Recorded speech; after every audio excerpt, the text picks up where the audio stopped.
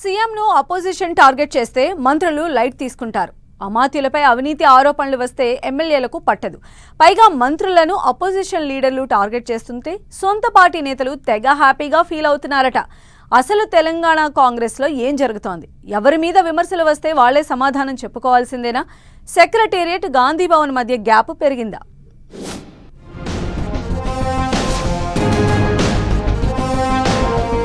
సీఎంపై విమర్శలు వస్తే మంత్రులకు పట్టట్లేదా? మంత్రులపై అలిగేషన్స్ వస్తే ఎమ్మెల్యేల నో రెస్పాన్స్.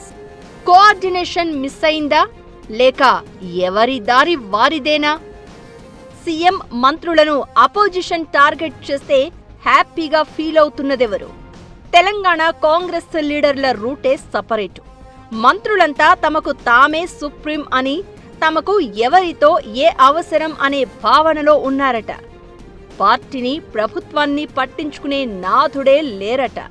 అంతా ఎవరికి వారు యమునా తీరే అన్నట్లు ప్రవర్తిస్తున్నారట. ప్రభుత్వంపై అపోజిషన్ లీడర్లు విమర్శలు చేస్తుంటే తమకేం సంబంధం అన్నట్లుగా ఉంటున్నారట.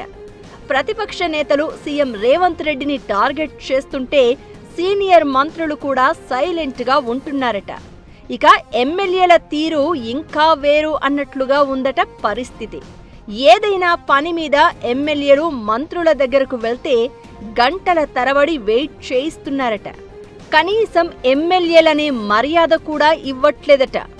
3-4 మంత్రులైతే ఎమ్మెల్యేలు టైం అడిగితే కూడా బిజీగా ఉన్నామని, ఫోన్లు చేస్తే లిఫ్ట్ చేయట్లేదట. దీంతో అసంతృప్తితో రగిలిపోతున్న శాసనసభ్యులు సందు చూసి దెబ్బ కొడుతున్నట్లు గుసగుసలు వినిపిస్తున్నాయి. కొందరు అమాత్యుల తీరుపై విసుగొచ్చి ఒకరిద్దరు ఎమ్మెల్యేలు బహిరంగంగానే విమర్శలు ఎక్కుపెడుతున్నారు. అసెంబ్లీ వేదికగా కోమటిరెడ్డి రాజగోపాల్ రెడ్డి ఖమ్మం జిల్లా మంత్రుల తీరుపై విమర్శలు గుప్పించారు. ఎమ్మెల్యేలుగా తాము లేకపోతే మీకు ఆ సీట్లు, గౌరవం ఉండదని ఘాటుగా హెచ్చరించారు. పార్టీ ఫిరాయించి వచ్చిన బాన్సువాడ ఎమ్మెల్యే పోచారం శ్రీనివాసరెడ్డి కూడా తీవ్ర అసహనం వ్యక్తం చేశారు. మంత్రులకు ఫోన్లు చేస్తే కూడా లిఫ్ట్ చేయట్లేదని, అసలు రాష్ట్రంలో ప్రభుత్వం ఉందా అంటూ ప్రభుత్వ సలహాదారుగా ఉన్న పోచారమే ఘాటు వ్యాఖ్యలు చేయడం చర్చనీయాంశంగా మారింది. ఇలా ఛాన్స్ దొరికిన ప్రతిసారి ఎమ్మెల్యేలంతా మంత్రుల తీరుపై తీవ్ర అసహనం వ్యక్తం చేస్తున్నారు.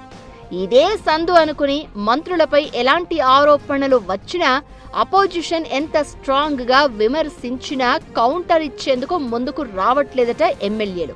పైగా ప్రతిపక్షాలు మంత్రులపై ఎక్కుపెడుతున్న బాణాలను చూసి సంబరపడిపోతున్నారట. ఈ మధ్య కొందరు మంత్రులు తమ శాఖల్లో అవినీతి అంటూ ప్రతిపక్ష బీఆర్ఎస్ సీరియస్ అలిగేషన్స్ చేస్తోంది. మంత్రులు పొంగులేటి శ్రీనివాసరెడ్డి, భట్టి విక్రమార్క, సీతక్క, పొన్నం ప్రభాకర్, కోమటిరెడ్డి వెంకట్రెడ్డి, దామోదర రాజనరసింహలపై కారు పార్టీ గట్టిగానే ఆరోపణలు చేస్తోంది. వారి వారి శాఖల్లో జరిగే అంశాలపై అవినీతి ఆరోపణలు గుప్పిస్తోంది. అయితే తమపై వచ్చిన ఆరోపణలకు తామే సమాధానం చెప్పుకునే పరిస్థితి మంత్రులకు ఏర్పడిందట. ఏ ఒక్క ఎమ్మెల్యే కూడా అమాత్యులను వెనుకేసుకు రావడం లేదనే చర్చ బలంగా జరుగుతోంది.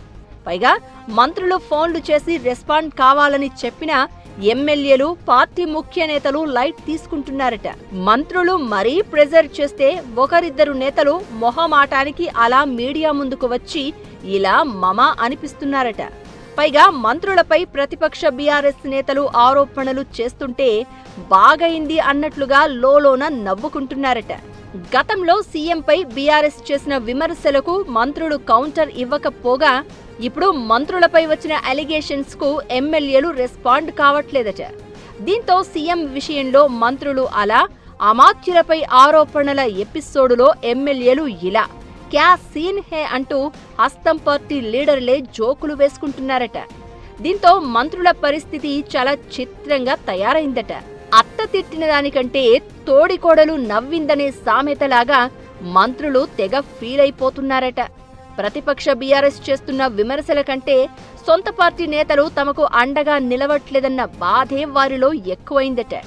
అయితే తాము ఫోన్ చేస్తే స్పందించని మంత్రులు, వారిపై ఆరోపణలు వస్తే మాత్రం కౌంటర్ ఇవ్వాలంటూ అడుక్కుంటున్నారని ఎమ్మెల్యేలు చర్చించుకుంటున్నారట. సీఎం వర్సెస్ మంత్రులు, మంత్రులు వర్సెస్ ఎమ్మెల్యేల ఎపిసోడ్ను హస్తం పెద్దలు ఎలా సెట్ చేస్తారో చూడాలి మరి.